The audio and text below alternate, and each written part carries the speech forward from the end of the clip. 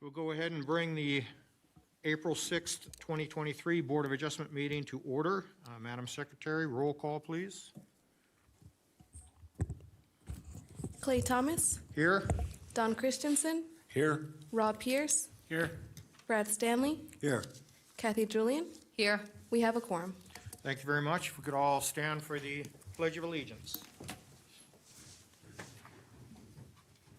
I pledge allegiance to the flag of the United States of America and to the republic for which it stands, one nation, under God, indivisible, with liberty and justice for all. Thank you. Mr. Large, Ethics Law announcement, please. Thank you. Board members are reminded that with respect to any matter or any person coming before the board today, you've received a gift or a loan, you have a pecuniary interest, you have a commitment in a private capacity such as a family, employment, business, or similar relationship, or you provided representation or counseling before an agency to a person or entity for compensation within the last year on a matter being considered. You must disclose that gift, loan, interest, commitment, or prior representation at the time the matter is being considered. And you must furthermore abstain from deliberation or voting on the matter if it is clear that the gift, loan, interest, commitment, or prior representation will materially affect the independence of judgment of a reasonable person. Board members are also reminded that under the Board of Adjustment rules, if you had contact outside this meeting with any persons interested in a matter coming before the board today, you should disclose the nature of that contact at this meeting. Thank you very much. Appeal procedure, Mr. Pelham, please. Thank you, Mr. Chair. Most decisions rendered by the Board of Adjustment are appealable to the Board of County Commissioners. If you disagree with the decision of the Board of Adjustment and qualify as an aggrieved person or party, you may appeal in writing within 10 calendar days from the date that the decision being appealed is reduced to writing, filed with the Secretary of the Board of Adjustment, and mailed to the original applicant in the proceeding being appealed in accordance with Washoe County Code. Please call planning staff immediately at 328-6100 for information on the appeal procedure and application fee. Thank you very much. Next is public comment. Comments heard under this item will be limited to 3 minutes per person and may pertain to matters both on and off the agenda. However, action may not be taken on any matter raised during the public comment period until the matter is specifically listed on the agenda as an action item. Comments are to be made to the Board of Adjustment as a whole. I'll ask staff if there is anyone wishing to speak at this time. I have no general public comment in chambers. I do have one hand raised via Zoom. Thank you. Let's see, Garrett Hall. If you could please unmute and state your first and last name for the record. Hi, Garrett Hall. My name is Garrett, and my wife and I live at 120 Mule Deer Drive.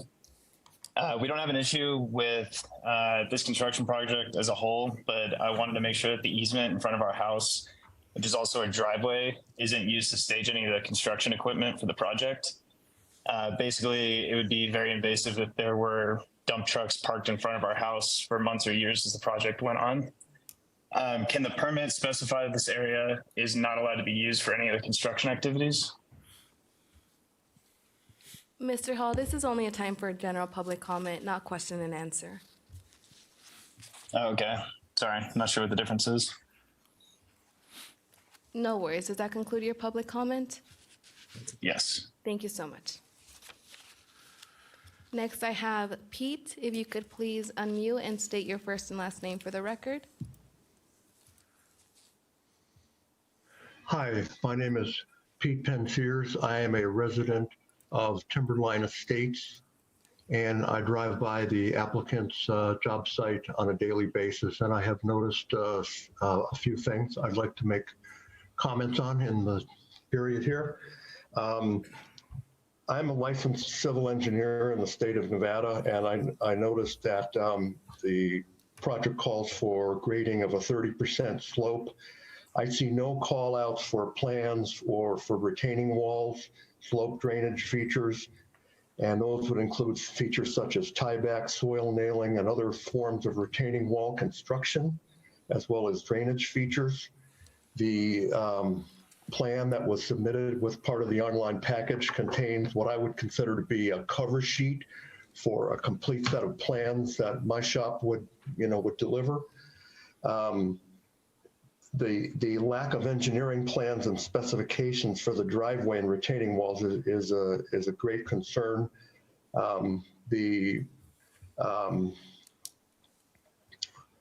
the project has been undergoing grading for a period of about 2 years without a permit. And during that period of time, there were no best management practices in place. I didn't see any straw wattles or silt fences or drainage features until just recently. And what I saw now is they have approximately 10-foot high embankment of spoil from the original grading activities.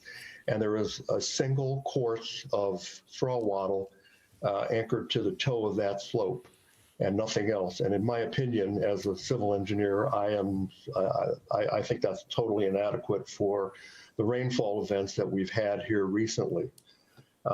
We should be seeing silt fences and sandbags to control site drainage. Secondly, on this feature, there is a 3-year period of time for which the project is to be completed. And I'm wondering when the 3-year period begins and ends. The last part I'd like to say in the remaining seconds I have here, has the county required a check on the applicant's surface water rights for building a pond at the downhill side of the slope? It calls for diverting and impounding water, which may affect downstream water diverters and licensed appropriators. Furthermore, and this might make my first comment mute, there is inadequate flow to maintain a year-round pond. After June, the pond area is totally dry. At Timberline Estates, lot owners do not have groundwater rights. Thank you, sir. Your time has expired. Thank you. I have no further hands raised via Zoom. Thank you very much. We'll go ahead and close public comment. Next item on the agenda is the approval of the April 6th, 2023 agenda. Before I ask for a motion, there are 2 things the board should be aware of. First of all is item 8A, WVIO-PLA 22-0250, which is the Lipizan case. That has been withdrawn, so we will not be hearing that one today. And the other item is a request to move item 8E to the first of the agenda. That would be WSUP 23-0007. With that, is there any comment on this item or discussion? Seeing none, I'll entertain a motion, or do we need more time to clarify that? Has been removed, has been withdrawn. Mr. Chair, I so move. Thank you. Second? Thank you. All in favor? Aye.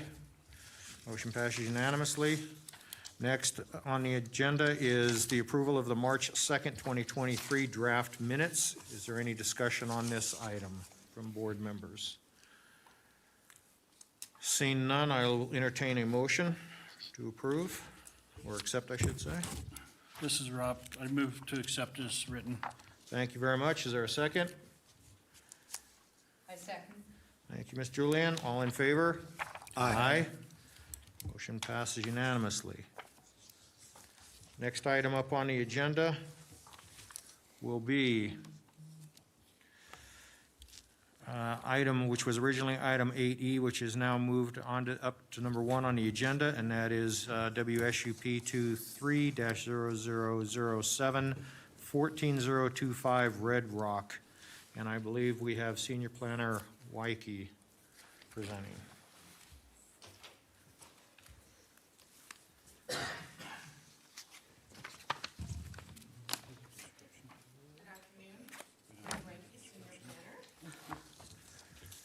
Go ahead and, so the item before you is case number WSUP 23-007 for 14025 Red Rock Road.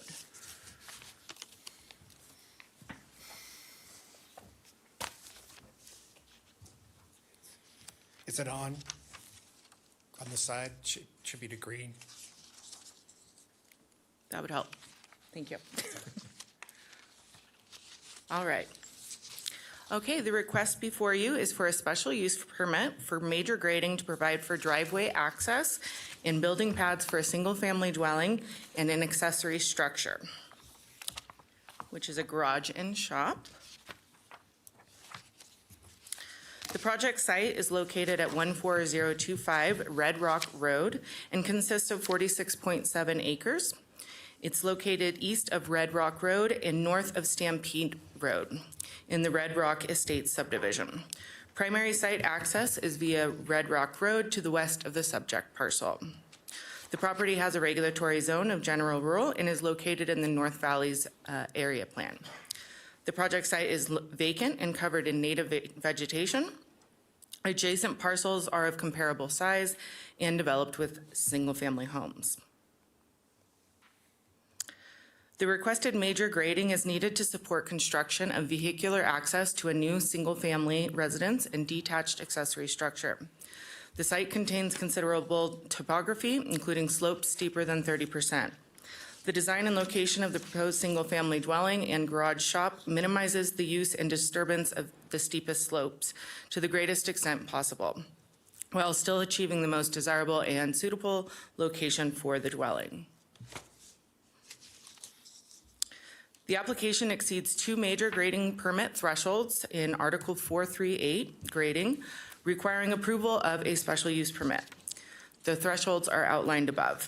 Construction of the single-family dwelling, garage, shop pad, and associated driveway exceeds the major grading thresholds for traversing slopes greater than 30% and fills in excess of 1,000 cubic yards for both cut and fill on slopes greater than 15%. The applicant indicates there will be approximately 4.12 acres of surface disturbance, 1,303 cubic yards of cut material, 10,975 cubic yards of fill material, and the project nearly balances with an excess of 328 cubic yards of material. As part of the special use permit request, the applicant is also seeking to modify a grading standard article in Article 438.45C. Finished grading shall not vary from the natural slope by more than 10 feet in elevation. Staff supports varying the standard as requested due to existing site conditions and slope analysis. There are sections of the driveway that require cuts in excess of 10 feet. The maximum depth of cut is 19.8 feet, and the maximum fill area is 9.8 feet. The placement and design of the driveway is intended to limit the amount of grading on the steepest slopes to the greatest extent possible. Strict application of this standard would require the driveway to be significantly longer, thereby requiring much more disturbance to the parcel. Note that the deepest cut areas are directly behind the proposed house and will therefore largely be screened from public view shed. Here are, fast forward, a couple of the grading plan and profiles.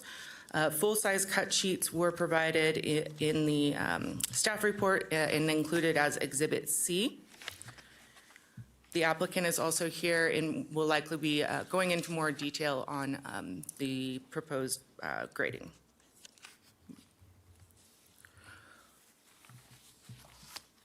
All applicable agencies reviewed the request and provided no opposition. Appropriate notice was given to surrounding property owners, and we received no comments. Recommended conditions of approval have been incorporated appropriately. Staff does believe that all the required findings can be made, and I have provided a possible motion for your consideration. And with that, I am available for any questions. Thank you very much. Is there any questions for staff? Ms. Julian? Thank you. On page 14, it says the developer shall provide pre-treatment for petrochemicals. How is that done exactly? Is that in the conditions of approval? I don't. Yes, it is in a condition. How would that be done? I am not sure. Sorry, I had the staff report open, but not the conditions of approval. Want to Okay, make it sure we says can see. Pre-treatment for petrochemicals and silt for all storm drain. I'm just, on the whole, I'm just curious how that is being done typically in Thank projects you. like this. I would, But that's all right, you can I can follow up later with staff. okay. It's, Then, yeah, that was a condition of approval provided by, I'm thinking it was, It might be a question best reserved for the applicant. Or the professional.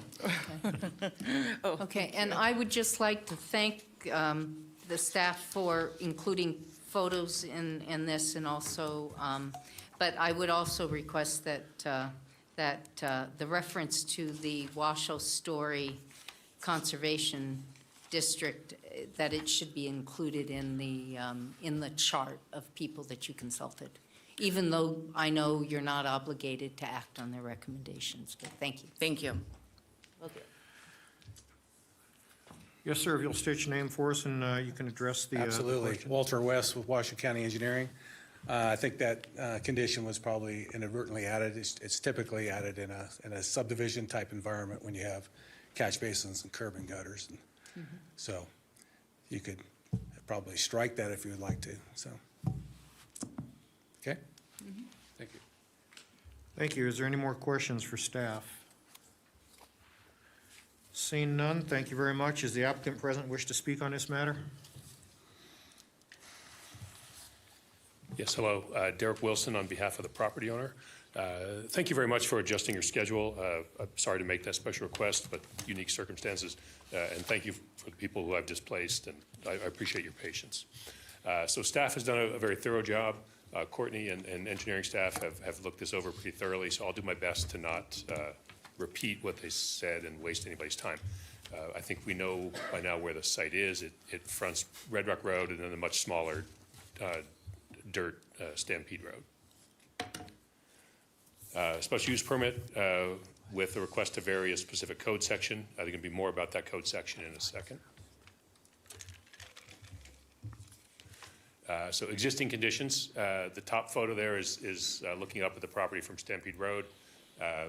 The lower photo is standing roughly on the proposed house pad and looking out over the valley and looking at a neighboring property, which you can see is quite similar, in fact, quite a bit more visible than the proposed project here. The property is owned by a retired person. She wants to just build a house and live there quietly and enjoy the beautiful scenery. The property is undeveloped. There's been no illegal grading yet. I know a lot of requests come before you with grading that's already in process. That's not the case here, so they're attempting to do this the right way. The project is less visible than a lot of other projects in the area. Most importantly, I'd say the house pad, the garage pad, are not on the hilltop. So that lower photo there shows you that the house pad has land behind it, so it won't stand out as a skylined object. And then the garage pad will be not invisible, but a bit lower down and sort of tucked away into a hollow. So I would certainly say it's sensitive grading that minimizes visual impacts. We've got quite a bit of hill behind us, 60-plus feet of hill behind us to screen the project. That's the site plan. I believe we've seen that already, but I'm happy to elaborate if people have more questions. So the code section we're seeking to vary. I know variances can be tricky. In this case, this doesn't, in my opinion, qualify as a standard variance. This is more of a standard process where code allows for modifying a standard if all these conditions are met. So those 5 conditions that are outlined there that are specifics about our grading practices, we meet all those conditions, and that allows us to qualify for varying that standard. And again, we can do a lot more detail on that if people are interested. This is common practice. Similar grading requests have been granted by Washoe County, including fairly recently at the March meeting. Exactly the same request came forward, and that was approved by this board. So this is a fairly common practice in Washoe County. So in summary, consistent with development in the area, we're doing our best to make cut slopes not stand out. Everything will be stabilized and revegetated. County Engineering Department gave us some standard conditions, but had no specific issues or problems with the project. So that's all I have. Be happy to talk more as needed. Thanks very much. Thank you. Are there any questions for Mr. Wilson? Seeing none, thank you, sir. We'll go ahead and close that, and we'll open it up to public comment. We'll ask staff if there's any public wishing to speak on this matter. There is no public comment in chambers and no hands raised via Zoom. Thank you very much. We'll close public comment, bring it back to the board for discussion. Is there any discussion on this item? Mr. Stanley. Mr. Chair, I was very pleased to see that both staff and the applicant were sensitive to the compliance for the area plan. It's always nice to see that in a package. And sensitive to the ridgeline issue, even though it might not have broken code, it's just good neighbor kind of thing, and that's very nice. Very nice package, and looks very supportable to me. Thank you. Any other comments? Seeing none, I will entertain a motion.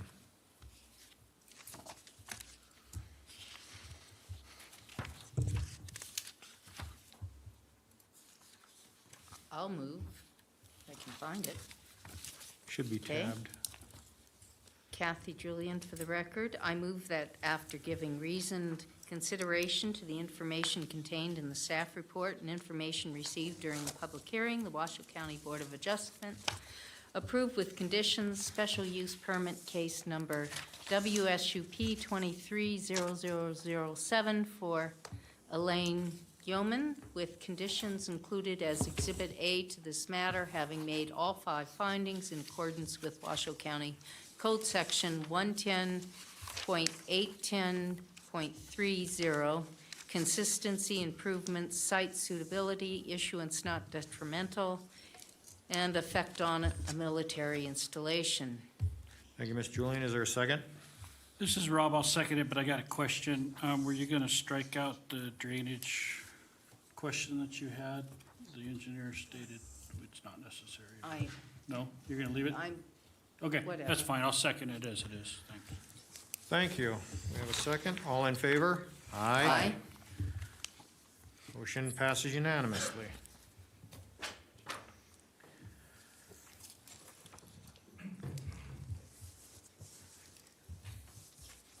Next item on the agenda.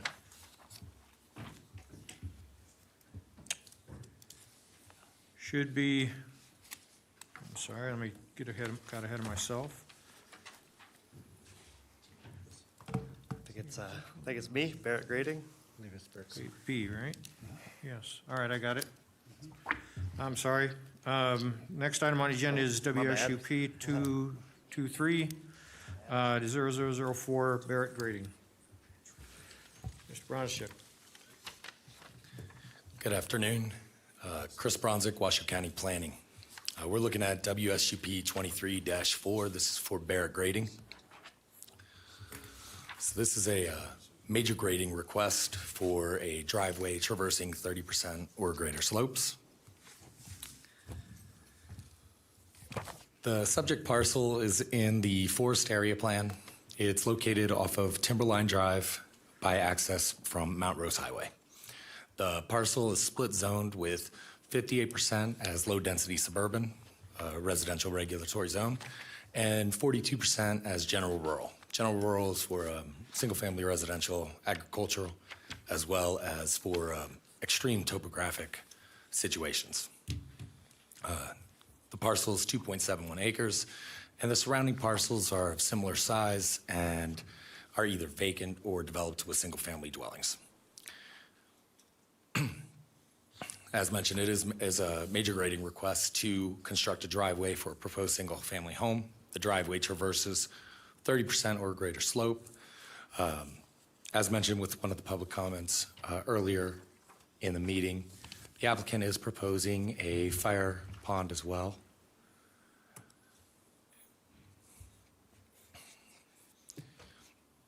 So it should be noted that the applicant does currently have an approved building permit for the lower driveway grading. This grading is not taking place on 30% greater slopes. It's roughly 908 cubic yards as permitted, and that permit has been issued. So there is currently machinery on site as well as a trailer. But for this current proposal, the current area disturbance is roughly 13,675 square feet. And they're proposing 741 cubic yards of cut and 741 cubic yards of fill.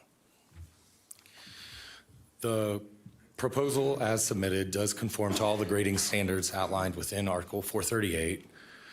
They are identifying retaining walls that range from 6 to 9 feet, which is within our code allowances. And all slopes that are proposed as part of this project are proposed at 3 to 1. So with this site, normally there would be hillside development that is required as part of this grading request. However, our hillside development ordinance does have an exemption for properties that were created before January of 1994. This specific parcel was created in September of 1989. Therefore, it would be exempt from our hillside development request. So there's two specific forest area plan policies that come into play with this request. They're required to be made as part of the findings in order to approve this special use permit. So the first finding would be that there is no impact that adversely affects the character statement within the area plan.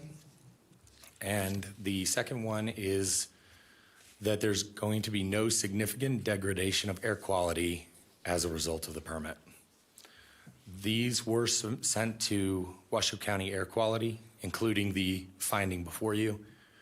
Our Air Quality Division did not have any concerns related to the finding, and they did issue conditions of approval associated with this request.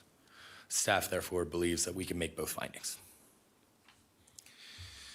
And as mentioned, staff does support believe we can make those findings. Staff does believe we can make all the remaining findings associated with the special use permit. We are recommending approval with conditions. Motion's before you, and the motion can also be found on page 9 of your staff report. Thank you. Thank you. Is there any questions for staff? Mr. Stanley. Chris, thank you for explaining the previous grading permit. And as you and I spoke on the phone, I was wondering about the construction gear and the trailer there. So thank you for that. There's another question, though, raised about the pond and the water flow.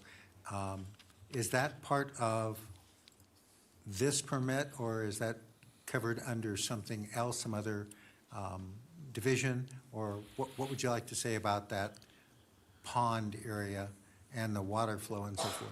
So the pond as a whole was part of this request. It was sent to water and state water. It was included with the request. But our state water agency did provide comments. They basically said that as of right now, there's no current water rights on the property. Applicants are going to need to go through TUMWA and provide proof of water rights. And then they did provide a brief summary of catching precipitation. Right. So, but there was no specific conditions provided from our state water agencies. So, if I may, so am I understanding it correctly, to have that pond, they'll need to go back through the process with the water rights group? So there's a permit process through the state related to either diverting channels, using surface water, or catching precipitation, and they'll have to go through the state directly for that. Thank you. I Yes, have a Ms. Julian. follow-up question on that. I mean, my reading of the email from Steve Shell on this matter from the State Department says that they will need to go through the state, and it does not allow for the capture of drainage or rainwaters, but that is what in the application they are saying, even though you have a condition in there that states that TUMWA will need to be permitting the use of their water. The applicant has stated that they will be relying upon the drainage, but it seems to me from reading what the State Water Resources Division said, that they would definitely need a permit, and that drainage, the collection of water through drainage or rainwaters is problematic. Can you, and at what point will they have to go back to the state on this? And will they need to go to the state on this? They do need to go to the state on this, yeah. At what point will that be? That I don't know. I don't know the state water process and the permitting process associated with that. The inclusion of the pond was based off the grading, but this was sent to both our water agency within house of Washoe County as well as the state. And based off of them, they do need to still go through the state permitting process, regardless of if it's meant to do drainage or if they're catching precipitation, et cetera. It's going to be required. And I guess my question is, at what point will that be? Are we able to find out? Mr. Chairman, if I may? Yes, Mr. Coleman. Hi, for the record, Roger Pelham with Washoe County Planning. So what we have here is a multi-step process, and he's asking for permission to have this pond. Okay. What we're looking at today is, can we dig the dirt out to make the hole? And presumably the answer that has been, suggested is yes, we probably can. What will happen, though, is because you're putting conditions of approval on it, we're going to have a condition that we're not going to final that permit until all of the other subsequent approvals are also demonstrated to have been granted. So if we get to the end and he does not have that other approval granted, well, obviously we won't have a pond. So I did not see a condition in there regarding the state requirement for permitting. I did see regarding Tumwa, but not the state in the condition. Is that an example of where one might wish to add reference to the state permit? We can certainly do so. Okay, thank you. Thank you. And Mr. Pelham, thank you for clarifying that, because yes, I tend to agree. I think what we're asking for is to dig a hole. We don't have permission to put water in the hole yet, is really what it boils down to. That is correct. And there is a condition on page 13 that addresses the water rights, and that they would have to work with Tumwa and get the water rights if they wanted to fill it, so. But yes, I can see both sides. Thank you very much. Are there any more questions for staff? Mr. Stanley? This is kind of a variation on a theme, Chris. Is there a scenario under which runoff water isn't used? They contract with Tumwa. Tumwa says you can have enough water to fill the pond. I'm sure there is. I've seen it before, but again, that's still going to go through a permitting process associated with the water rights. Right. But that would tend to obviate the state under that if Tumwa made provisions, yes? Unfortunately, I don't know the answer to that, just because I'm not well versed in water rights associated with. Well, I think the other issue that we have, pardon me, but the other issue we have here is we're asking staff what Tumwa or the state would do for the water rights, and it's really not in his purview to address that. That would be an issue that would have to be addressed through those agencies. So.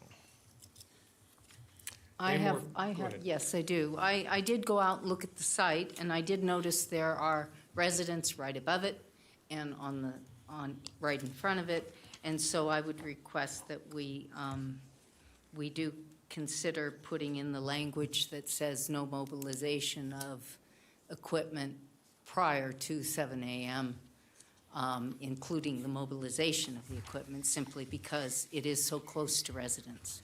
Okay. So you have typical language that can handle that, so. Yes, we currently have the construction hours. I'm happy to include the mobilization language as well to capture that. Thank you. Are there any more questions for staff? Seeing none, thank you very much. Is the applicant present? Do they wish to speak on this matter? The applicant is present. They do not have a presentation, but they are happy to answer any questions. Thank you very much. Does the board have any questions for the applicant then?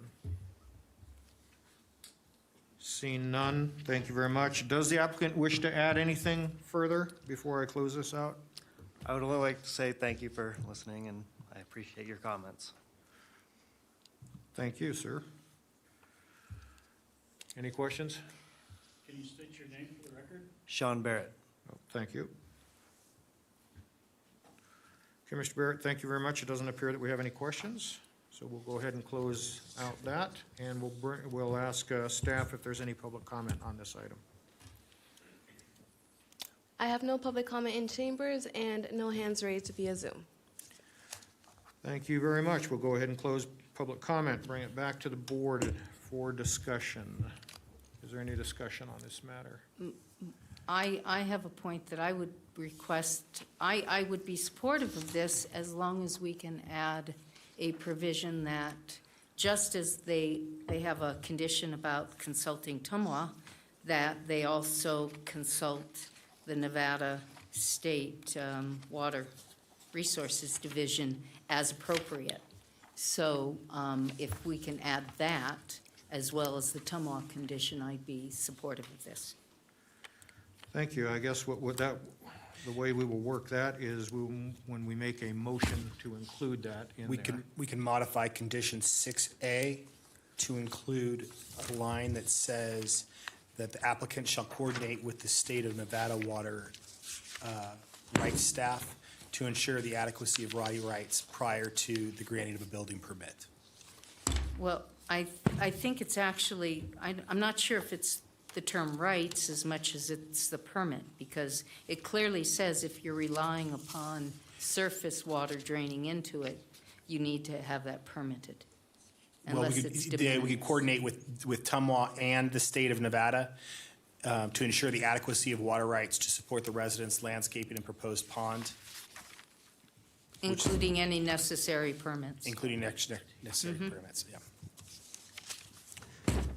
Okay, that's clear as mud, so let's try that one more time. Right. First of all, is there any further discussion on this? Mr. Chair, Yes, Mr. Stanley? I would agree with the idea of both mobilization and making sure that the state water group is on board. The reason for that is some of the feedback we've gotten in emails and so forth and public comment have asked those two specific questions. But I'm having trouble finding where we modify our condition. We modified under 1D, the second D, because I noticed on the staff report we have two Ds in there, but it would be construction activities shall be limited to hours between 7 a.m. to 7 p.m. We can modify that to add construction mobilization may not begin before 7 a.m. And the page number for that, please? That is on page 11. 11. And for the state water again? State water is on page 13? 13. Condition 6A. Condition 6A.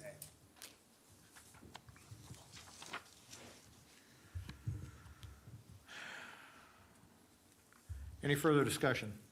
I have one Mr. Stan- further question. What is the official name of the state water group? Nevada Department of Water Resources.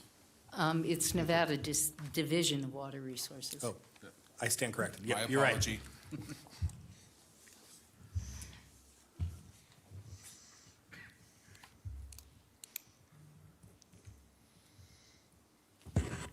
Any further discussion? Seeing none, I will entertain a motion, whoever wishes to make it.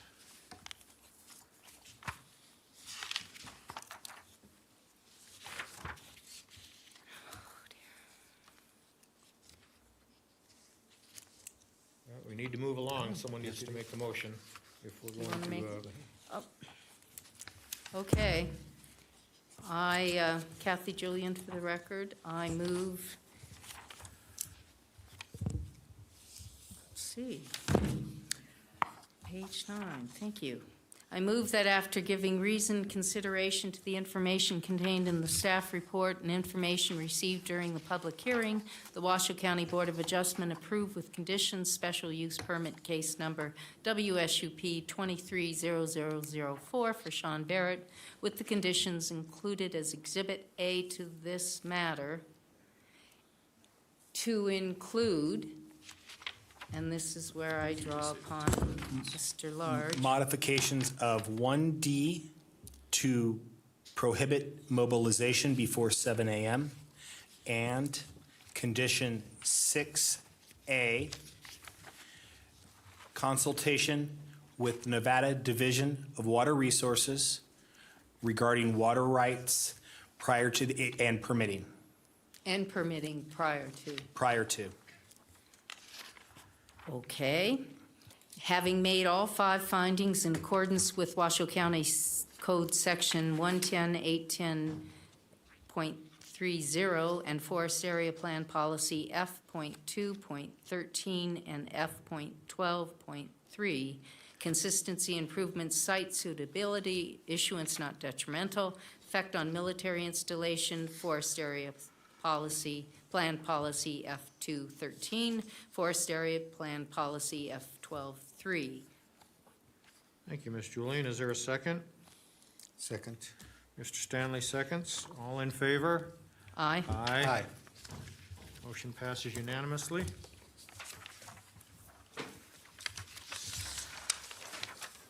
Next agenda item is WSUP 23-0005, 1955 Paiute Creek grading. I believe we have Planner Waike addressing this. Correct. Courtney Waike, Senior Planner for the record. This is case number WSUP 23-005 for 1955 Paiute Creek grading. So the request before you is for a special use permit to allow for major grading for a driveway access to 3 future parcels for construction of single-family dwellings. The project site consists of 136.11 acres located approximately 7.4 miles east of Pyramid Lake Highway. The subject property has a regulatory zone of general rural agriculture and is located in the Warm Springs area plan. The project site is vacant and covered in native vegetation. Adjacent parcels are of comparable size and developed similarly with single-family homes. On May, a little bit of background into the 3 parcels that I've been mentioning. On May 23rd, 2022, a division of land into large parcels was approved for the subject parcel to be divided into 3 parcels ranging in size from 30 to 50 acres. Per case number WTDLP 22-0002. And above here is the approved plan for the division. And then outlined in red there is the portion, the subject portion of the parcel that is requesting the grading for the proposed driveway that would allow for access to parcels 1 and 2, as well as likely using that driveway to access a future location for parcel 3. So the requested major grading is needed to support construction of vehicular access to each of the newly created parcels. The roughly 1,000-foot long shared access driveway ends at a cul-de-sac, bisecting 2 of the 3 parcels for future private driveways. The steepest grades in 2-to-1 requested slopes occur nearest the cul-de-sac. Conditions of approval for the division of land permit require that the roadway profile grades to be no more than a maximum of 14%. The driveway grades vary between 2 and 9%, complying with this condition. Appropriate retaining walls, drainage swales, and culverts are provided as necessary and consistent with the division approval. The site does contain considerable topography, including slopes steeper than 30%. The design and location of the shared access driveway minimizes the use and disturbance of the steepest slopes to the greatest extent possible.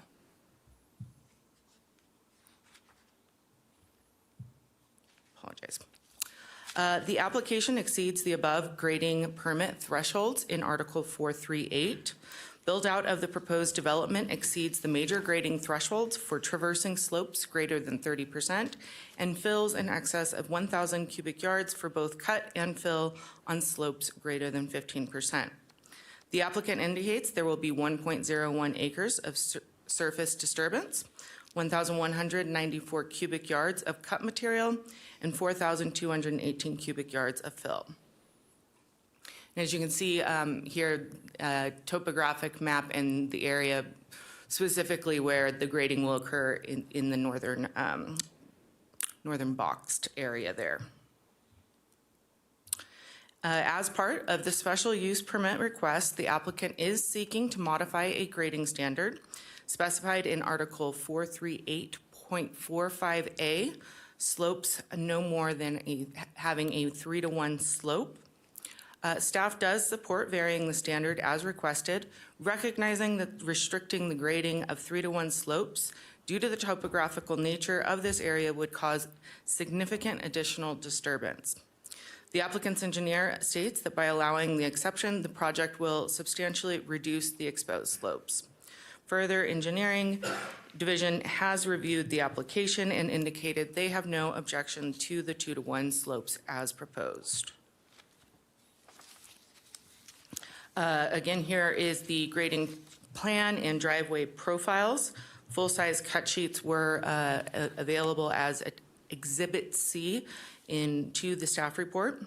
The applicant will be available to answer any technical questions you may have on the specifics of each of the profiles. All applicable agencies did review the request and provided no opposition. Recommended conditions of approval have been incorporated appropriately. Further, surrounding properties were noticed in compliance with Washoe County Code, and we received no comments. Staff does believe all required findings can be made, and I have provided a possible motion for your consideration. And that concludes my presentation, and I'm available for questions. Thank you very much. Is there any questions for staff? Seeing none, thank you very much. Is the applicant present wish to speak on this matter?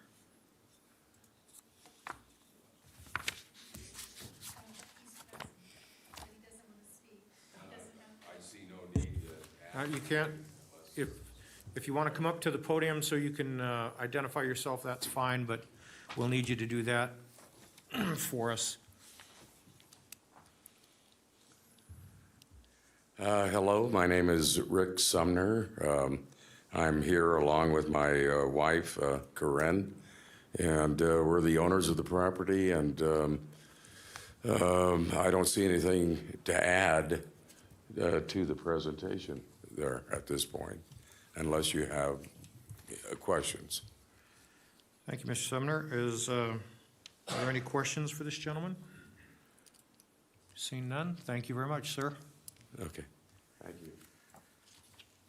We'll now go to staff and ask if there is any public comment on this item. No public comment in chambers. I do have the applicant representative, Mark Johnson, available. Mark, if you would like to address the board, please unmute and state your first and last name for the record.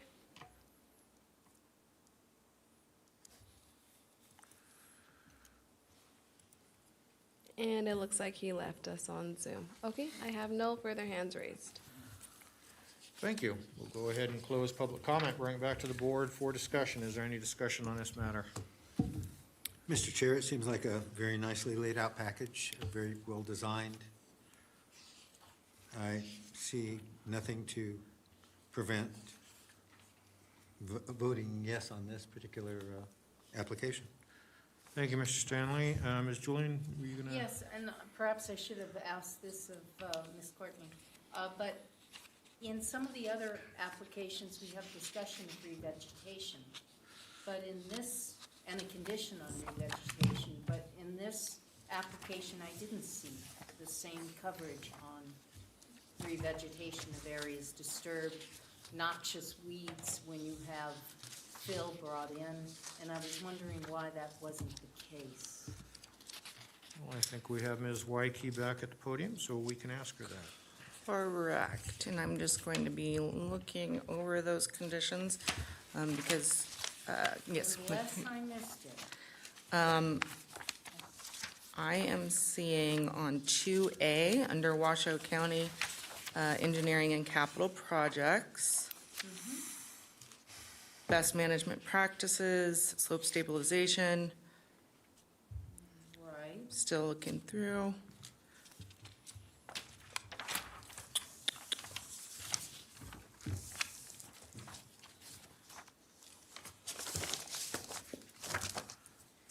I believe those are typically conditions provided by engineering, and so I'm wanting to,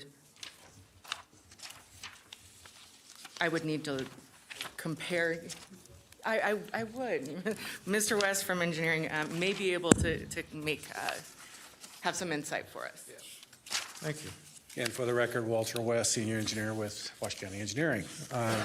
When we have an acre or more of disturbance, they're required to get a construction stormwater permit, which is a process. There's a NOI, a notice of intent, that is obtained from the state. And in order to close out that NOI, they have to demonstrate that they have attained, I think, 70% of protection, stabilization of the disturbed areas. So that's through vegetative measures, so. Then if I can follow up on that, then I'm looking at page 14 of the, page 14 of Red Block that we just covered. And it had a para about all disturbed areas left uncovered for more than 30 days shall be treated with dust palliative. Disturbed areas left undeveloped for more than 45 days shall be revegetated, and this is disturbing, I think it's 4 acres. So I guess my query is, why wouldn't you have that kind of language in this? That language, I think, the 30-day and the 45, that's in the event that they leave construction, if they just stand down for a while, and then they have to typically put down a dust palliative, which is a soil amendment, keeps the soil. Okay. That's not what ultimately they're looking for vegetative cover through the state. The state requires the vegetation to be established, and kept stable, so. Okay, but again, I guess I'm looking across applications, and you have revegetative language in one application, but not in another, and I'm curious why. Are you talking about the previous case? Yes, Yeah, yes, I why think- that would be the case. Yeah, that's because it's only a requirement as you get over 1 acre of disturbance. And this one, okay, this one is not over 1 acre, then? I think the project we're talking about right now is Is- like 4 acres, you said? It was Well, more than 1 acre. Red Rock was 4, and both of the ones, examples I'm looking at are over 1 acre, I believe, but, yes, a total of 1.01 acres, so both are over 1 acre. And this one had the language, this one does not, so I was questioning on the Yeah, consistency. I don't know why staff opted not to include that, so. If we're talking this project, it's over 1 acre, so we have that requirement on it, so. Mr. Pelham, do you want to jump in here, please? Thank you very much, Mr. Chairman, if I may. Those conditions from engineering staff are to a large extent just sort of a courtesy, letting folks know what will be required. But if I can refer to the grading code, Article 438, particularly .70 erosion control, those standards that you're discussing are in fact required. For example, landscaping protection, slopes treated after 30 days, revegetated after 90, any disturbance of greater than 1 acre requires the NDEP permit. So that is an absolute requirement of code. If you feel like you want to include that condition as sort of an extra notification to the applicant, certainly we can add that, but the requirements do exist in the code. And typically speaking, we don't duplicate code in the conditions. Mr. Chair. Okay, I would argue that it is probably, as in the case of this Red Rock, it's good practice to include such language because it helps the applicant understand better and the public Certainly. understand better the mediation, the litigation efforts that will be taken. I mean, Certainly. that would be my feeling. Yeah, and again, often we do that really as a courtesy, as a notification, but the requirement exists whether or not it's in those conditions. Okay, thank you. for that Certainly. clarification. Mr. Stanley? Thank you, Mr. Chair. Roger, just as a clarification of Art, is this, is 08-7, is that what's commonly known or as the SWIP permits? Is that the same thing as the SWPP? That's actually going to be a question for my colleague from engineering. I'm sorry. Sorry, you were reading the code. Out of my area, I'm afraid. Again, for the record, Walter West. The SWIP is you're taxing my memories, stormwater permit, stormwater permit prevention plan or something like that. Yes, that's what it is. It's a SWIP is a plan that they show how they're going to control sediment from exiting a property. Great. Thank you. Are there any more questions? Okay. We will go ahead and close that. And I think we were asking if the applicant was present and wished to speak on this matter. We've already gotten through that. And we brought it back to the board after public comment. So are there any more, is there any further discussion on this matter? Seeing none, let me just step in here. Mr. Pelham, help me to understand this a little bit better.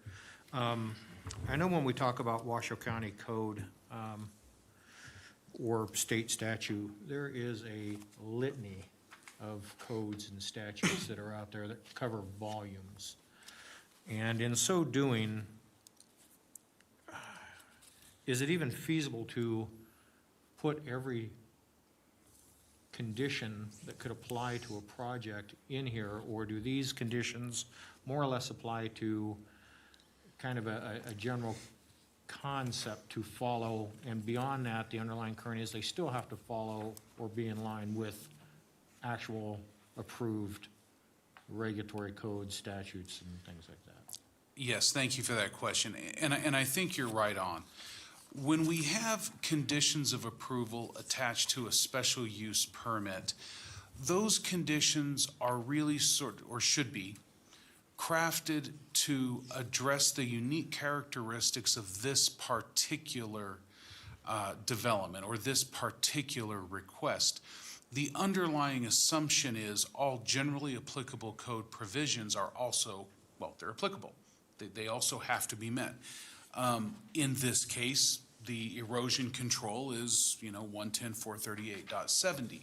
It's there. They have to do that, and that will be enforced.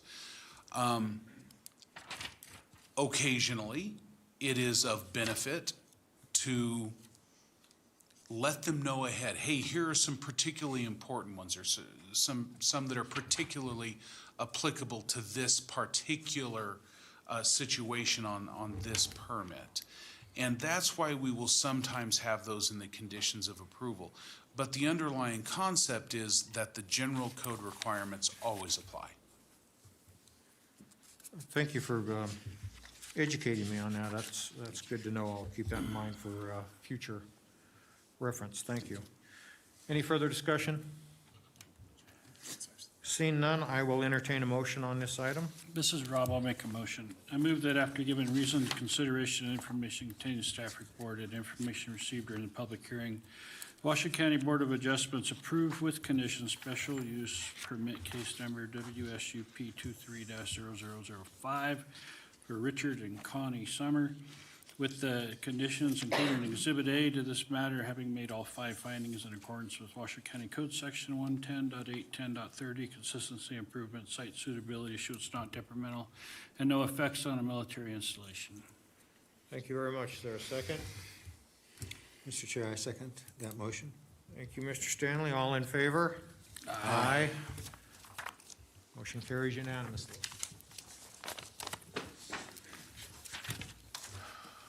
Next item on the agenda is WSUP 23-0006, 53 Mule Deer Court. And we have Mr. Bronzik as presenter.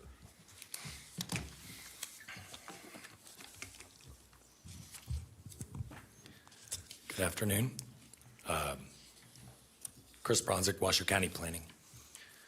We're looking at a WSUP 23-6. This is for 53 Mule Deer Court. So the subject property is located within the Verdi area plan. It's also a split zoned parcel. Again, 18% low density suburban, which is a residential regulatory zone, and general rural, which is 82% of the property. That general rural, largely for this property, is very specific to topographic conditions. This is a 5.69 acre parcel, roughly, and it's notably larger than many of the other properties within this area. The surrounding parcels are all largely the 1 to 1.5 acre size, and currently are either developed with single-family residentials with detached structures, garages, et cetera, or are currently vacant. This property is accessed through Mule Deer Drive, which is a private roadway within this area. So the request is major grading associated with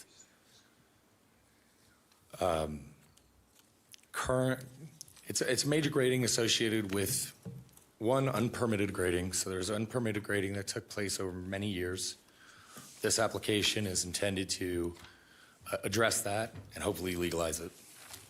It's also intended to utilize what is on site right now to hopefully create a graded pad to eventually build a single family residence.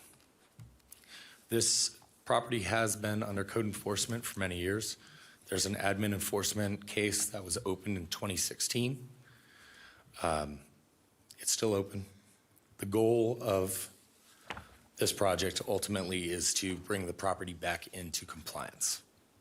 As part of the request, the applicant is also requesting to propose or to modify a standard. That standard is specific to difference in grade from difference in natural grade by more than 10%, so 438, 45C.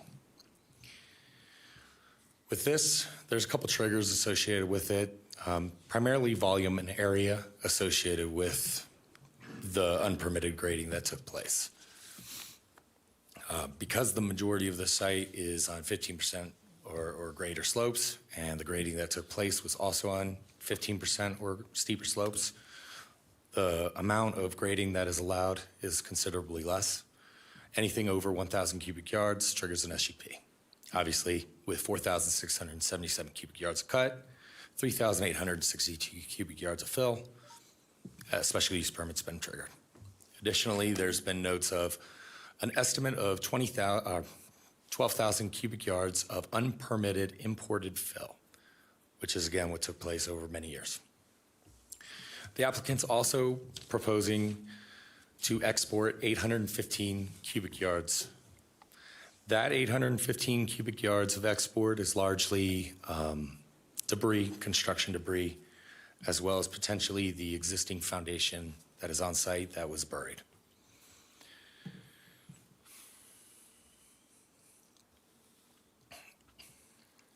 As mentioned, the applicant is requesting to modify our standard. That standard is 43845C, which talks about the finished grading not differing from natural grade by more than 10 feet. The reason this is required is, again, due to that unpermitted fill. There's unpermitted fill that's potentially 15 to 19 feet in height, and in order to utilize the existing fill that's on site to compact and create a buildable site, this modification was required. Additionally, it should be noted that the applicant, as part of their request, is requesting a 4-year approval timeframe instead of the normal or standard 2-year timeframe.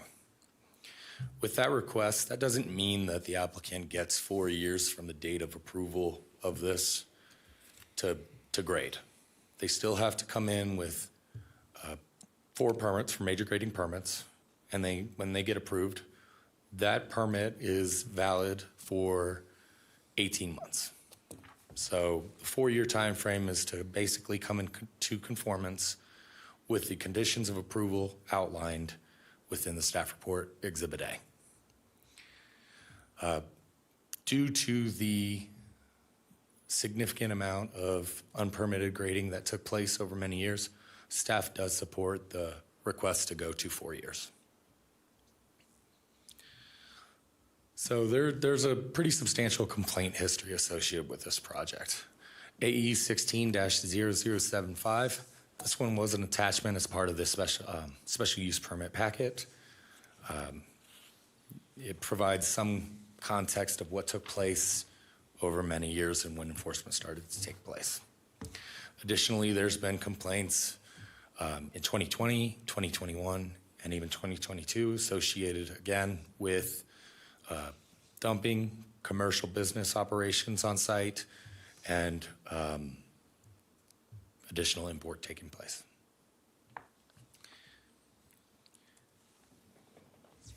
So these are just a couple more of the complaints that took place within 2020 and 2021. So there is a area plan finding. These are pretty standard throughout most of the area plans.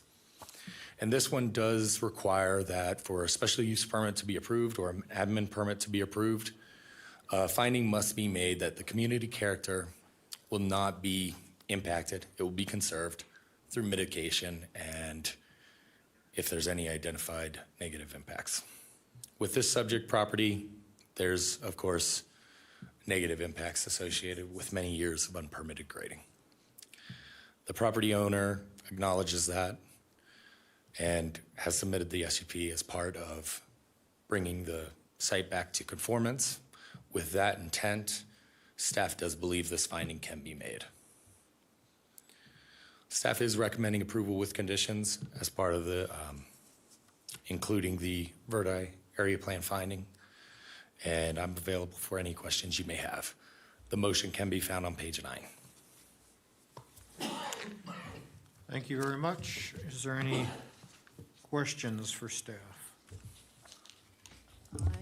Ms. Julian. I would like to ask, what is the reason why the enforcement of the various, or reaction to the various complaints, why it has dragged on this long and has created such, I'm going to say, animosity within the community, appears from some of the comments that have been raised? What caused those delays in terms of, I think, Mr. Joseph Bernardo, the original owner, who did not comply? So admin enforcement took place in 2016, right at the start of a transition between permitting software that we took place. My understanding is that there were certain things that did fall through the cracks as part of that transition. However, everything did pick up again once additional complaints did come in. Whether there was lagging or enforcement issues that took place, that's a different agent or area of CSD that would control that, go out and enforce these.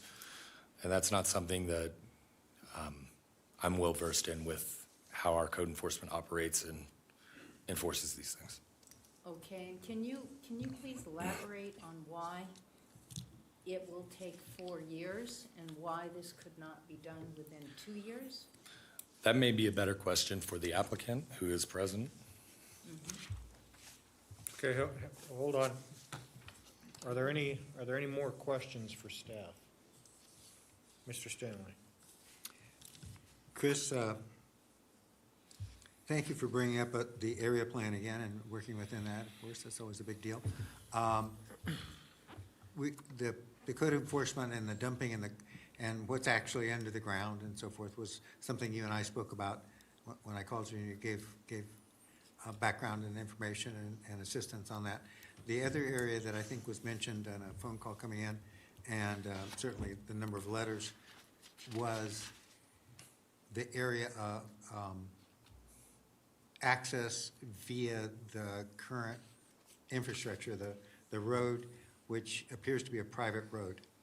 I think that if I got it right, the kind of advice or the information you gave me was that's not within our purview to determine whether or not it's a private or public road or whether or not the neighbors can, what the situation is there. We're talking about what's on the piece of paper, and that is a grading permit with certain conditions. Is that essentially correct, or can you elaborate a little bit on that ownership of the private road issue for access? That's mostly correct. Obviously, as part of the construction and part of the request, there's going to be equipment that needs to access the site. However, Washoe County cannot condition private roadways. We don't have any stake within these roadways, so it's effectively up to the HOA or the governing body of that private road to move forward. One follow-up question, please. If something went south on that issue, if that particular issue was not workable, does the client or does the applicant have any other options? Are they access unpermitted? Then would they not be able to get to their property, or how would that work? So that's going to be this might be a better question for legal. Michael Large, for the record, from the District Attorney's Office. First of all, that's not for this agency to decide.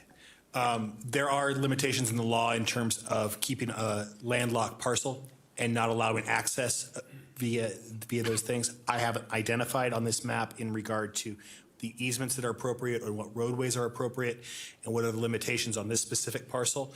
Typically, it's a good rule of thumb to say you cannot prevent an owner from reaching his property. There's going to be anything. Now, whether or not that owner is going to have to compensate for use of an easement or use of those type of things, that's another matter for another day and a different board and maybe a court of law. But in regard to that, typically that's a good rule of thumb that you can't make a parcel unaccessible. Thank you. Thank you. Ms. Julian? Yeah, if I can just follow up on that. I mean, one of the findings we have to find is the issuance of the permit will not be significantly detrimental to or to the injuries to the property or improvements of adjacent properties. And if the public are saying that the plying of these roads by multiple large trucks for 4 years will be injurious to their property, which is their easements, I take it, isn't that, I fail to see where that doesn't play in here and where that isn't under the purview of this finding. The question I was speaking to was whether or not they had access to the parcel. Okay. Not in regard to the condition of the roadway. Now, the condition of the roadway, in terms of do they have that, if there are conditions this board can put in place in regard to whether or not injury incurred onto the road needs to be remediated, or leave that to the HOA to go after the people if they're, depending on how injurious it is. A lot of what you're getting is speculation on what is going to happen potentially, rather than based on what is actually happens. So that's a difficult. Okay, to follow up on that, though, there is in one of the conditions of approval a bond that is a grading bond for the disturbed area. Shall be in, I think that's condition 2F. Would it be potential? I mean, is there scope for this board to create some provision for expenses to be provided to, or funds to be provided should the road be destroyed by the vehicles? I don't know. I would, in regard to this board, no. I would leave the bonding issues to engineering and to the bonding, the professionals. In this, it's enough that we have the bonding condition in there to ensure that the grading work is done. That's what the bond is there for. Right, so it doesn't address any possible injury to the landowners adjacent? No, it does not. Okay. And there is reference in one of the letters to toxic materials and whether there is potential for some of the illegal dumping that had been done for years. Does the staff have any idea of whether there are potentially some toxic substances there that would be of concern, or is that a question more for the applicant? So that question did come before staff. I did consult the health district as part of these public comments. The reports that came through associated with the dumping was largely for grading material and debris. I'm trying to be careful not to speak directly for our health district, but the overall is they do not have a formal complaint of any sort of biohazardous or hazardous materials being dumped on site, and that it's largely debris and grading, import-export, and they do not regulate the import or export of material. Okay, thank you. Mr. Stanley. Planner Bronsick, would you be kind enough to go over again the 4-year, how that'd be used? I think there was a question or an inference here that they would be having construction gear on the road over 4 years, but that didn't seem to be what you were saying, that it's a window and to get things approved and then construction is whatever construction is. Yeah, so there's a window associated with how these take place. So whether they have a 2-year approval or a 4-year approval, that's the time that the special use permit that they asked for is valid. However, they still have to submit for building permits, in this case, a grading permit associated with what they want to do. That grading permit needs to be in substantial conformance with what the board chooses to do with the submitted SUP. When that permit gets issued, they have 18 months to complete the work. Now, it should be noted that they do have the option to apply for extensions through our building division, and each extension is an additional 18 months, but their window of opportunity to actually do the grading and be legal with the grading that they take place has to be within the time allowance of the building permit that has been issued. Thank you. And I trust the public would be able to make comment should they ask for an extension, or is that something that's done internally? So that's something that's done through our building division. I've never had the ability to say anything about it. That is not a public hearing. There would not be public comment on an extension of a grading permit. And Mr. Large, maybe you can help me through this, but I also believe that if, whatever the time frame is, let's just say it was 2 years, if the project is not done within 2 years, then they do, and what we've seen before is they come back to the Board of Adjustment for an additional extension. Is that part of the process? That's what we've done in the past with a special use permit, yes. Thank you. So at that point in time, when they came back to the Board of Adjustment, there would still be public comment time and everything like that, because they'd be presented again before this board. Correct. Thank you. I got a question, if I may. Sure. Hey, Chris, The current applicant, have they owned the property for a long period of time? My understanding, I believe they bought it in 2022. Much of the unpermitted grading that took place was from the previous owner. From the previous owner. So is it, am I understanding this correctly, that they're wanting to clean up what the previous owner has done?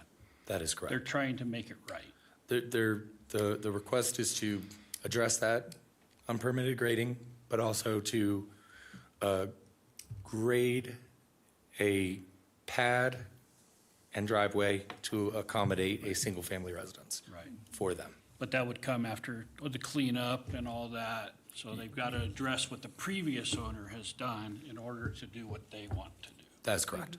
Okay, thank you. Thank you. Any additional questions for staff? Seeing none, thank you very much. Now, is the applicant present? Do they wish to speak on this matter? Thank you for your patience. Brian Graham for the record. Sure, I have plenty of questions coming my way, so I'll just take those instead of, I don't really have anything prepared. Thank you, Mr. Graham. Are there any questions for this gentleman? I do have a couple. Mr. Christensen. I'm profoundly deaf today for some reason. If you could speak up a little bit, Brian, use the microphone. No problem. Thank you. Appreciate your being here. I didn't hear the response to my colleague's question about how long have you owned this property? We purchased it in spring of '22.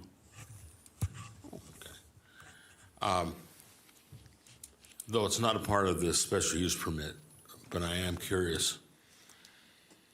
Let me rephrase that a little. Any improvement to the existing grading and overall condition of the property, we certainly, as a board, approve of that sort of thing.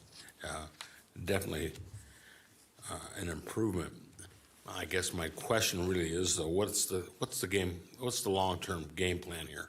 What do you plan on doing with this property? My wife and I purchased this property to build a single-family residence. I've worked for a local contractor for close to 2 decades, so just trying to take my opportunity and build a house for my family. Okay. I don't think I have any further questions. Thank you, Brian. Ms. Julian. Yes, you know, you're aware of the number of letters coming from your community. Have you had discussions with them about your vision of how this thing is going to roll out, and the vehicle traffic and the mobilization and possibly trucks being parked on other people's easements and so forth? And your thoughts on that? I have read the complaints, and all I can say to date is I've only spoken with neighbors that have come by while I've been doing work on weekends. I've attempted to clean up some of the trash and gone out there with a dump trailer and get what I can by hand. I have spoke with those neighbors. I think the response has been that everybody's happy to see something positive happening with the property. In regards to the complaints that I saw in emails to the permit application, I would certainly document all the condition of roadway before we started any construction. We would limit equipment size, specifically trucks, so we're not putting any unneeded stress on the roads. And there would definitely be, those roadways in there are very narrow. Nothing would be parked on the roadway. Everything would be kept in the parcel if anything were to stay overnight.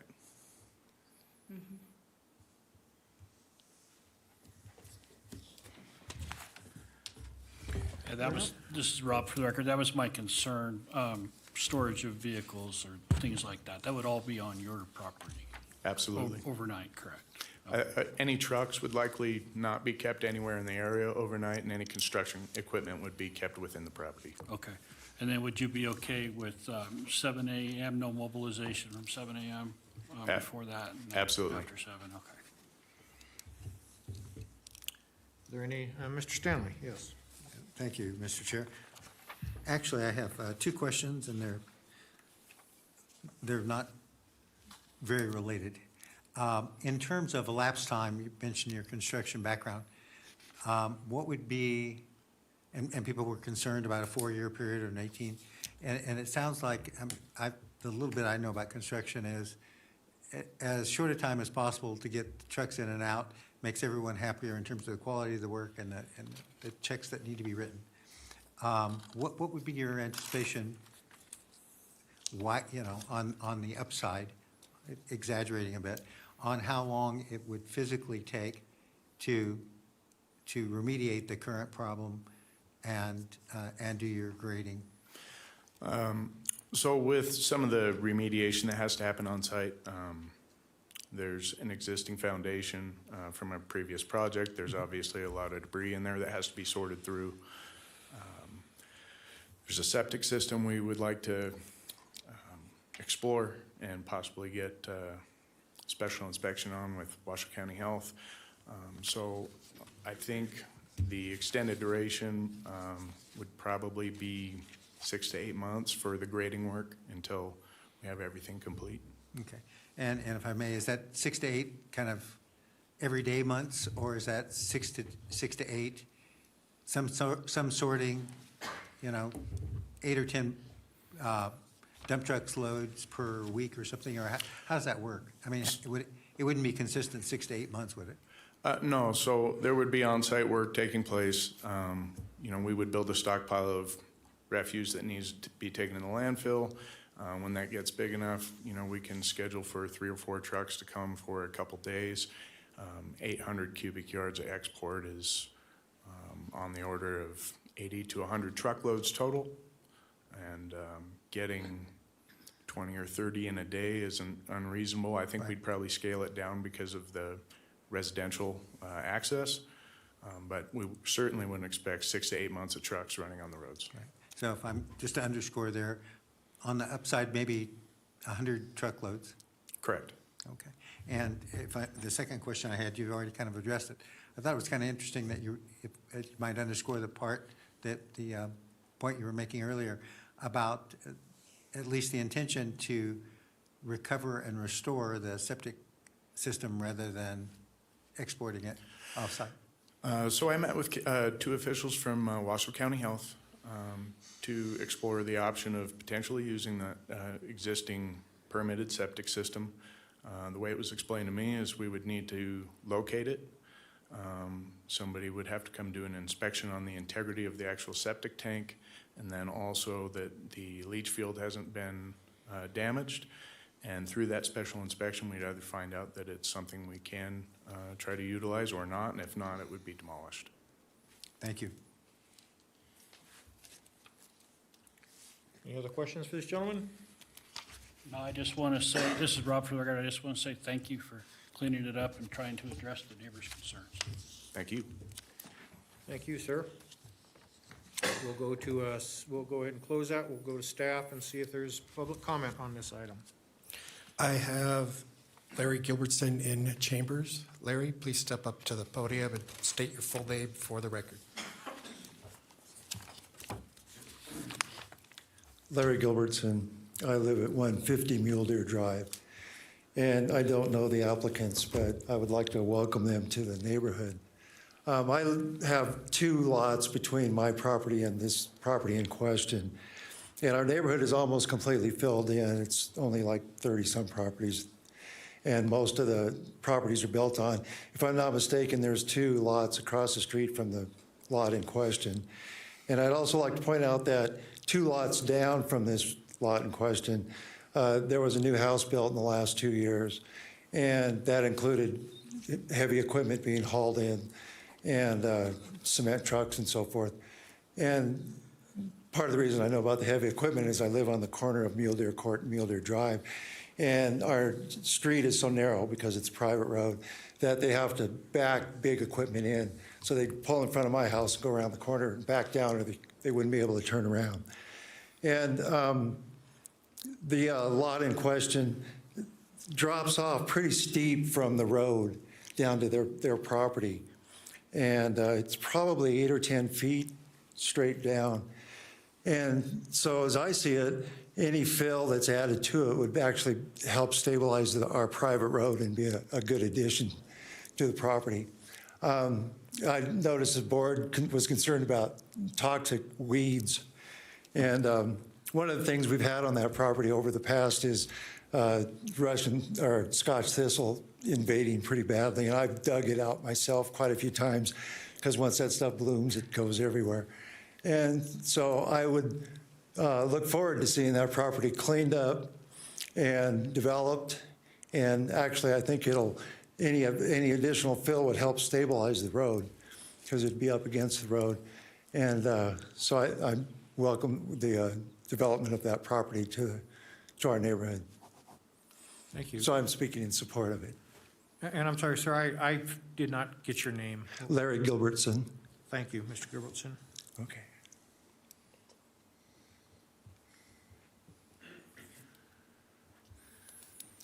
I also have Charles Lane in Chambers. Please step up to the podium and state your full name for the record. Thank you.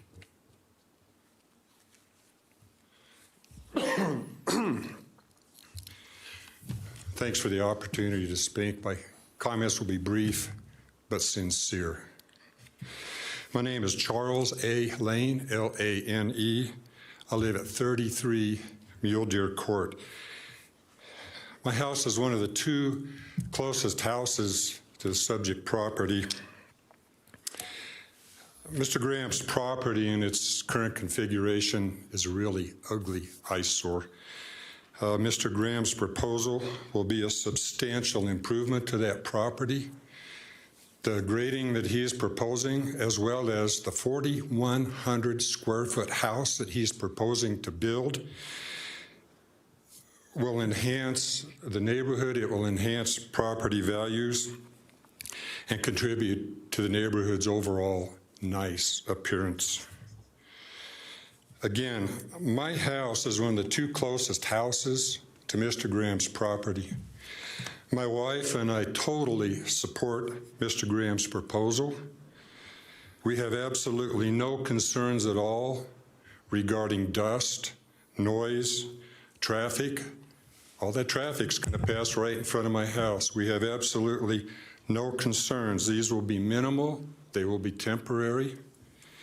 And besides, there's a number of mitigation measures in place that are required by federal, state, and local regulations.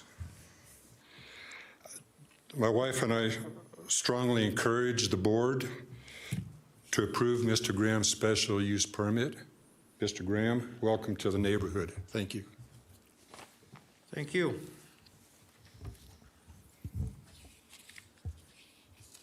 There's no further public comment in chambers. I do have 2 hands raised via Zoom. First, I have by the name Guest. If you could please state your first and last name for the record. Hello, Chris Lingstad. The floor is yours. Yes, first I'd like to say that Charles A. Lane and both Joseph Bernardo, you mentioned his name earlier, owning 53 Mule Deer Court. We're both presidents of the Road Association, and we're involved with notification about the illegal dumping. And in my opinion and estimation, and based on emails, meetings, phone call, the illegal dumping that person that just made a public comment actually ignored the illegal dumping and it was asked to be stopped. And so these people have a vested interest in speaking as a proponent of this particular SUP. So first and foremost. Secondly, I had additional questions, and I don't know if they were asked, but were all the owners of the adjacent property, APN 038-730-00, notified of WSUP 23-006? And I have other additional questions as well. And I don't know, they kind of skipped me over during the staff questions, but I sent several questions to Chris Bronczyk as well as the board members, and I'd like those to be read to the applicant as well as the staff if possible. I don't know if I have enough time to go through them here, so. That's why they were emailed, but they weren't addressed. Hi, Chris. I apologize. This is only a public comment, not a question and answer time. Okay, did they skip over? Because I had my hand raised during the applicant and staff question, but nobody addressed me. Right, that's only for staff or the applicant. This is your time just Okay. as general public. Additionally, that was sent to the staff, but I didn't hear those questions responded to, so I'm not sure of the format or policy or why not. Okay, does that conclude your public comment? Yeah, in general, I'd just like also to say that, that dumping took place from 2014 to 2021. Washoe County enforcement was notified, had issued a stop work order. Unfortunately, their own stop work order was not followed, and therefore the dumping continued for many years till 2021, when multiple complaints were processed by Washoe County enforcement, and subsequently a notice of violation was issued on that property. These dump trucks, if 12,000 cubic yards of fill were delivered to that particular property, we're talking about anywhere from 1,200 to 1,500 trucks that passed over this road. A 10-yard dump truck weighs 56,000 pounds full. I find it hard to believe that road degradation is not something to consider when looking at this, especially for a 4-year period, regardless of a window that I don't think is applicable. Thank you. Thank you. Next, I have Elizabeth Hall. Elizabeth, if you could please unmute and state your first and last name for the record. Yep, I'm here. My name is Elizabeth Hall. My husband.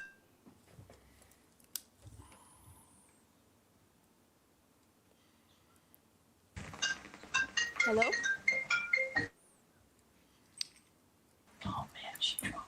Elizabeth, are you there? Husband Garrett Hall spoke at the beginning of the meeting. Can you hear me? Hello? Yes, go ahead. Sorry about that. I live at 120 Mule Deer Drive. My husband and I, Garrett Hall, he spoke earlier. Apologies, out of turn. We didn't really know the forum. But we want to say, I think our only comment is definitely welcome to the new neighbors. We are on board with getting it cleaned up. We do agree and find it really positive for the overall neighborhood. Our home, where it is located, is one of the main easements on the main road. And unfortunately for us, noise and everything, I'm actually 31 weeks pregnant. So having 4 years of dump trucks parked outside of our home is just going to be really intrusive. And we've been blocked in our driveway before. So that was really our only public comment. And I just wanted to kind of put that out there. I know there's been discussions on making sure that it all stays in the parcel. And if that's what it is, that's great. That was our only thing, but we definitely welcome the cleanup because that's why we like the neighborhood. And definitely welcome to the new neighbors. Thank you so much. I have no further hands raised via Zoom. Thank you. I believe we have somebody in the audience that wishes to speak. I don't know if they filled a card out prior to this, but. Yeah, go ahead and step up to the podium, state your name for the record, and then please come over to this desk to fill out a card. Thank you. My name is David DeVock. I live at 70 Mule Deer Court, which is directly across from, there's a middle parcel there, but in the curve cul-de-sac.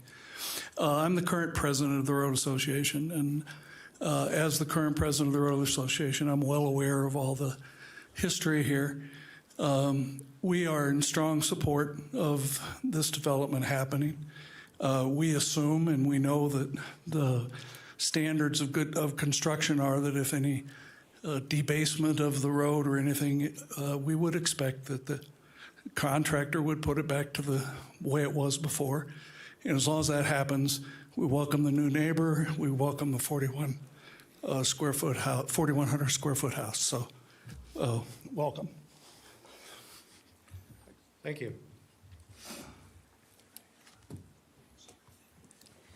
There's no further public comment. Okay, with that, we will go ahead and close public comment, bring it back to the board for discussion. Is there discussion on this matter? I have, this Kathy Julian for the record, I'm not at all questioning that this is good, that it's being remediated. Not at all. But I see this board, one of the fundamental things this board is to do is to ensure the finding that it's not injurious to the community. And if there are possible impacts, that we think about how we might mitigate them. So from that perspective, I'm concerned about what we can do as a board to put in a condition that alleviates some of these concerns that are expressed by a number of people in the community who have written emails to this board. And that would include, for instance, the vehicles parking on easements. That might include the length of time.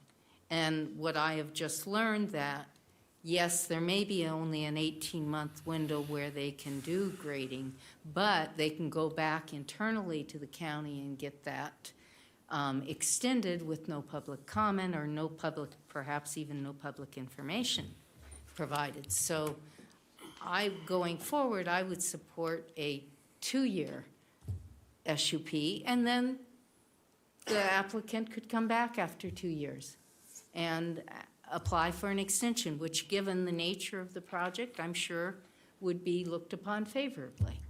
So that's where I'm coming from here. Thank you. Thank you. Mr. Pierce? Yeah, I thought we addressed that, and with the 2-year, they do have to come back to us, and there is going to be public comment, because they come to us to get the extension. But it's 4 years. No, Mr. Pierce, the request as currently drafted is for 4 years. It would be, we would not come back to this board. What Ms. Julian is saying is she wants it for, instead of the 4-year period, for a 2-year period, and then they would have to come back for an extension. I'm good with the 4-year, so I support it as it's written. Thank you. And Mr. Large, just a point of clarification for me. If it were to go to 2 years and they still needed additional time, they would still have to come back to this board? They would have to file a SUP or a request for an extension of the current SUP. This board would come in there. We've had those in the past in regard to extensions of time and determining why. I would note, in terms of what the applicant was saying, we have an 18-month period, but we also have, what we heard was also a 6 to 8 month period where they're going to be looking at draining, which may be why they're asking for the extended period of time. But if that's completely within this board's purview to say 2 years versus 4 years. Thank you. Sir, Mr. Stanley? Thank you, Mr. Chair. I wanted to mention that I think Planner Brunswick and I were on the phone for a better part of an hour, going over all of the detailed questions that had been asked. And kudos to Planner Brunswick, it was netted down essentially to 2 primary questions that were within the purview of this particular special use permit and of our department. And we've addressed those 2 questions. So I would be in favor of this application, and am interested to hear the discussion between 2 years and 4 years and what the ramifications of that are. Thank you. Any other discussions on this? Well, in addition, Kathy Julian for the record, in addition, I believe there was going to be additional language regarding the mobilization of equipment before 7 o'clock, as typical in applications that are in neighborhoods. So I would urge that condition be added. Mr. Chairman, if I may, I want to modify something that I said. If we look at the conditions of approval, if we look at 1C, the initial building permit shall be issued within 4 years from the date of approval by Washoe County. That's the extension is in terms of that. So this is not that grading needs to get done with that time. It's the building permits that need to get issued. So, Mr. Brosnick, you want to follow up on that? Chris Brunswick, Washoe County Planning. Mr. Large is correct. So the 4-year time frame, as mentioned, again, is to get the conditions of approval and to be able to get a permit issued. Once the permit's issued, even if it extends past that 4-year time frame, the SUP time frame, They're now in the confines of the building permit realm. So they've satisfied the condition to allow this SUP to be valid and applicable, but that permit being issued is the key component. So What we're really saying is construction's not going to be done within 4 years. That's just for the building permit to get issued. They're still going to be building the building after 4 years. Potentially. Potentially. Okay, Mr. Stanley? Chris, as long as you're there, can you kind of flow chart the 4-year period for us in terms of what again, does that entail, what's covered there? What are the breakpoints, if any, in the either 2 years or 4 years? And if I said that in English, certainly. So the requirements at a 2-year time frame or a 4-year time frame are the same. It's just the 4-year time frame is giving the applicant a longer time frame to meet all the conditions from engineering, from parks, from planning. And as mentioned in earlier hearing items, even though there are some things that may not be in the conditions, there's still substantial code requirements that the applicant needs to meet. And it's, again, being able to meet that requirement while trying to submit those building permits and have a final building permit issued associated with the grading of the special use permit. follow up, please. Yes. So the extension is largely, to go back over and try to net it out, because of the unknown quality of what they're digging into? In other words, it's not as bounded as many of the projects because you don't know what you're going to find when you're during the remediation process? So every applicant, every proposal that comes forward with a special use permit or an admin permit or any permit that the Board of Adjustment sees before them, applicants do have the ability to request to amend or modify that timeframe. This applicant came forward, requested to modify that timeframe specifically due to largely the amount of unpermitted grading and just being able to hopefully address that circumstance. Thank you. I have a follow-up question for staff.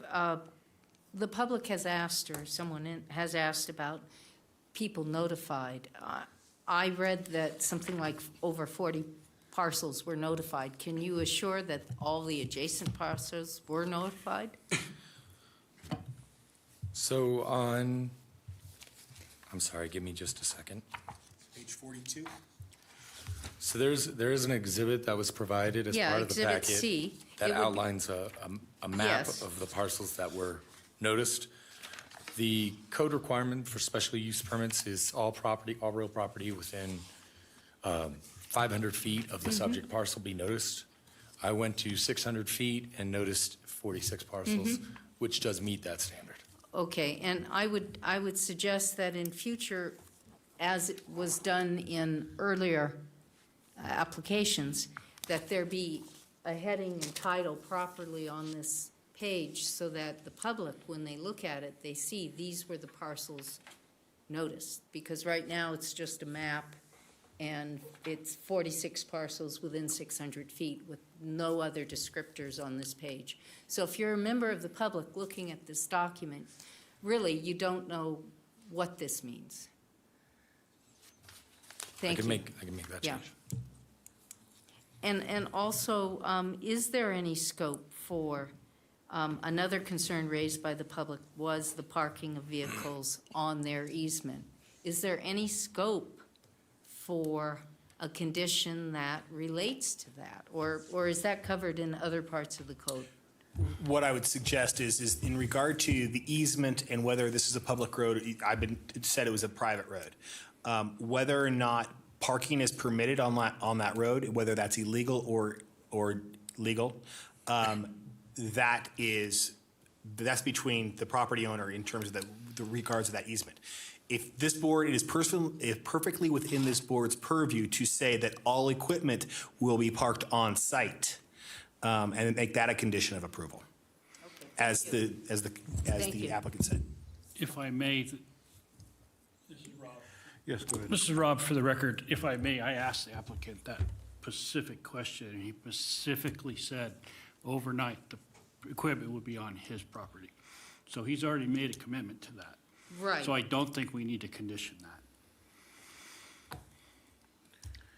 Mr. Stanley? And in support of that, if the concern is truck trips, having equipment on site, staying over, obviously is going to reduce the amount of up and down the hill you go.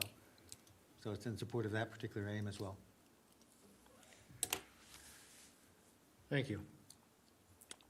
Let me take a shot at this, and I'll let everybody know my opinion on it, and we can beat it up after that when I'm done. First of all, I know Mr. Lingstead asked if we were in possession of his documentation, and to that I would tell him, yes, we all received his emails, we've all reviewed them.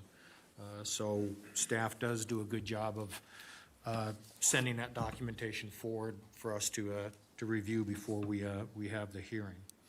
So with that being said, there's a couple things. I did go out to the site myself, and you know, had code enforcement handled the situation back in 2016, we wouldn't be addressing what we have here today. But that's after the fact. That's water under the bridge. What we have is a situation that the new homeowners have purchased property where there was a whole bunch of illegal dumping, and they have decided to take it upon themselves to make it right. And I appreciate that immensely, that you're willing to take on that responsibility. You know, it's not for me to say whether the prior owner should be held accountable for any costs that were incurred. Not for me to say, so I'm moving on from that. But I would also like for everyone to keep in mind is that be aware that large trucks have been on this road since 2016. This individual is doing illegal dumping, well, at least for 6 years until the property was sold.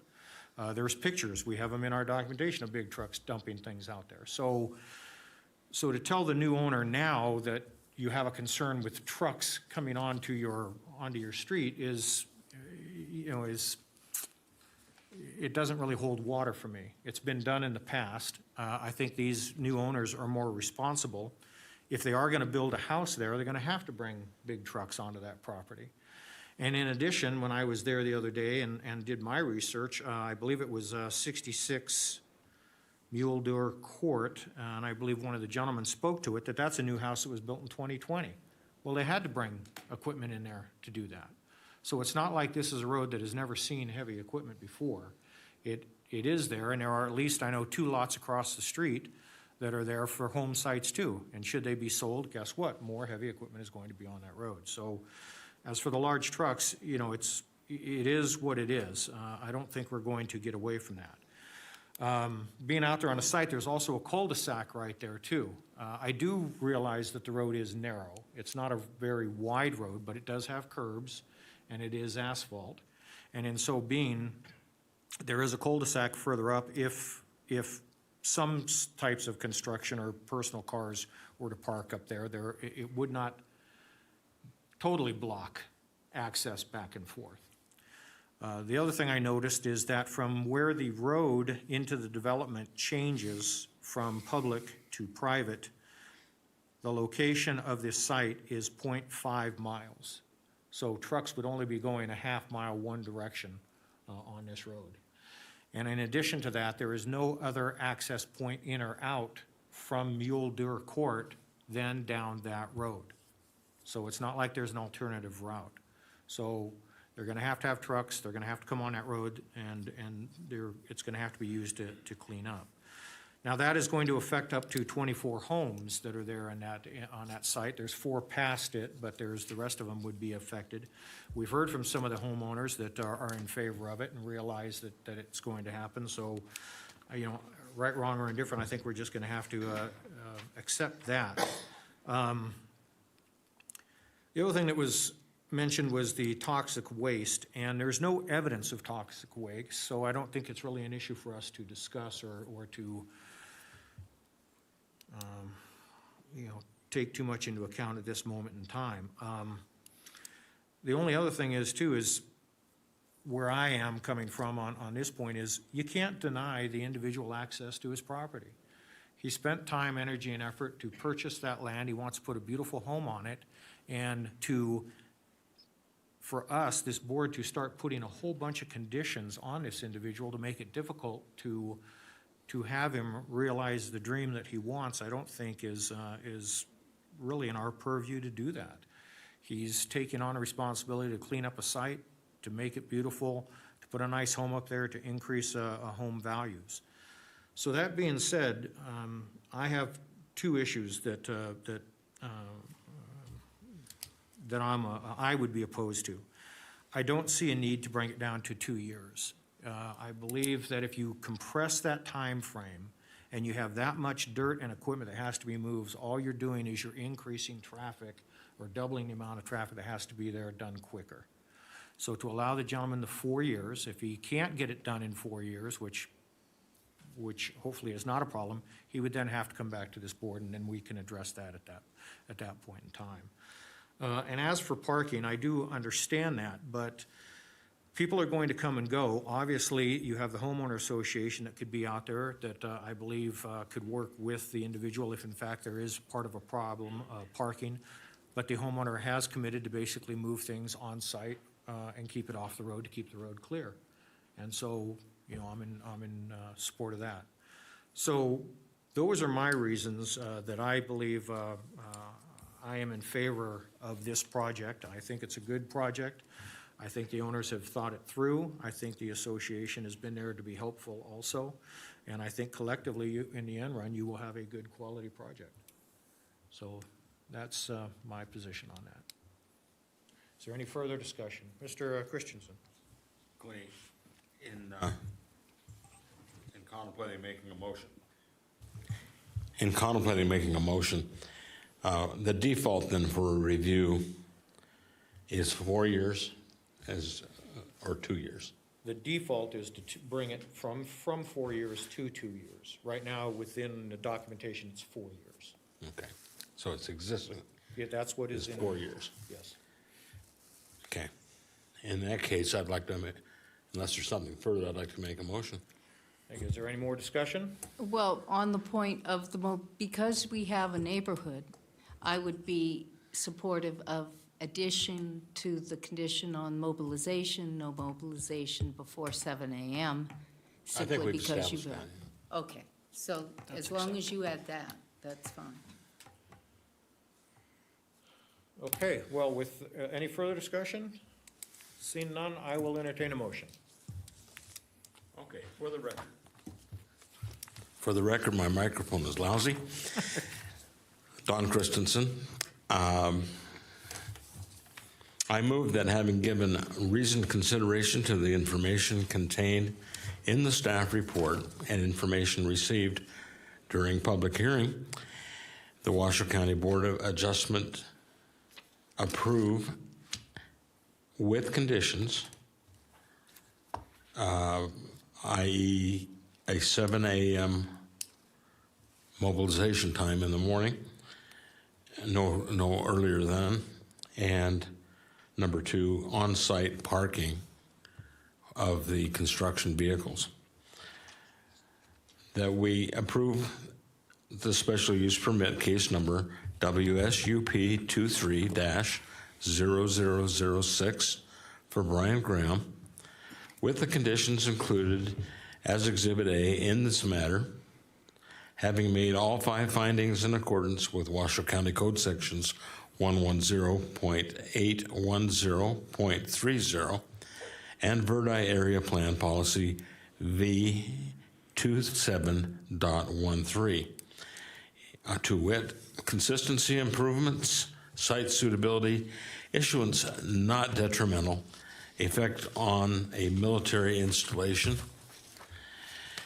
and in addition to that, the Verdi Area Plan Policy, paragraph F, V as in Victor 27.13. The approval of all special use permits and administrative permits must include a finding that the community character as described in the character statement can be adequately conserved through mitigation of any identified potential negative impacts. I got a question on your motion. When you said parking, is that for overnight parking or is that for temporary day use parking where they have to be on the property? What's the pleasure of the board? Well, the applicant already said overnight parking would be on his property, so we weren't going to condition that, is what we had Correct, discussed. that would be long-term parking, something beyond Okay. the normal work week.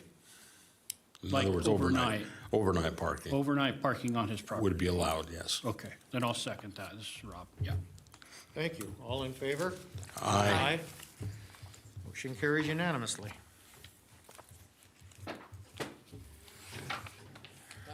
All right. Next item on the agenda is chair and board items. These are non-action items. To the board, are there any future agenda items you wish to add? I raised the item Kathy Julian for the record, I raised the issue of neighborhood meetings and how the staff incorporates neighborhood meetings results, findings, suggestions into the staff report. And I was hoping that we would keep that on the radar screen because I would be interested in seeing how that is institutionalized. I'll make a note, we'll make a note of that, and Mr. Lloyd will have that on a presentation here in the next few months. And secondly, I'm looking at these reports, and I look across reports, and I look for consistency. And one of the things that I actually missed how many parcels were noticed because I saw a map and I didn't see the paragraph about these people were noticed or these parcels were noticed and there were no comments received. I think it would be helpful if our staff would, if the county staff would consistently have the same format so it's flagged to the public as well as to the board, the parcels that are noticed in a more clear manner. Okay, that's a simple fix. Thank you. Are there any more future agenda items?